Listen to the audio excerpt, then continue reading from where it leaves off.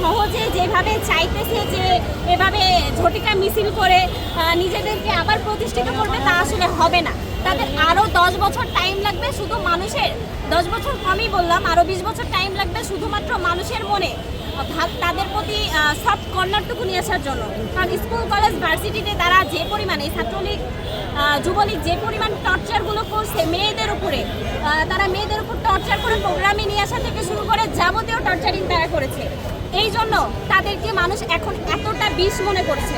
এখন আপনি দেখেন আমাদের যে এত বড় একটা মিছিল আপনারা ভিডিও করলেন। মিনিস্টার বিশ্বকাপে দেশ কাঁপানো অফার। বিশ্বকাপের উন্মাদনা উপভোগ করুন মিনিস্টার টিভিতে। 55 ইঞ্চি অ্যান্ড্রয়েড টিভি মাত্র 55,000 টাকায়, সাথে জার্সি ফ্রি।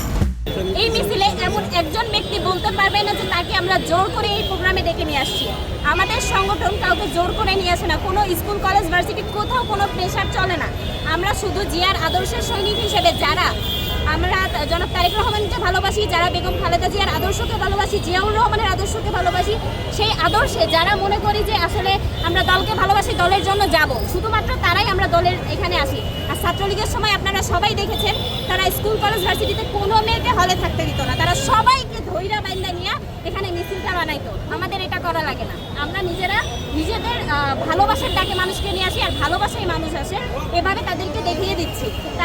তাদেরকে হুঁশিয়ারি দিতে চাই এই বলে যে তারা যে ঝটিকা মিছিলগুলো করছে এগুলো না করে তারা যেভাবে মানুষকে হয়রানি শিকার করার চেষ্টা করছে আর এগুলো বন্ধ করে দিতে। কারণ তাদের তাদের সময় দেওয়া উচিত, তাদের দলের মানুষজনের উপর মানুষের সেই আস্থা বিশ্বাস ওগুলো নিয়ে আসার জন্য তারা ভালো হয়ে দেখাক। তারপরে আবার এই বাংলাদেশে তারা চাইলে রাজনীতি করবে, এটা নিয়ে আমাদের কোনো মাথা ব্যথা নাই। কিন্তু তারা আগে নিজেদেরকে ভালো হিসেবে দেখাক, তারা একটা ভালো যোগ্য রাজনীতি দল হিসেবে দেখাক, তারপরে তারা আসুক, এটাই বলা।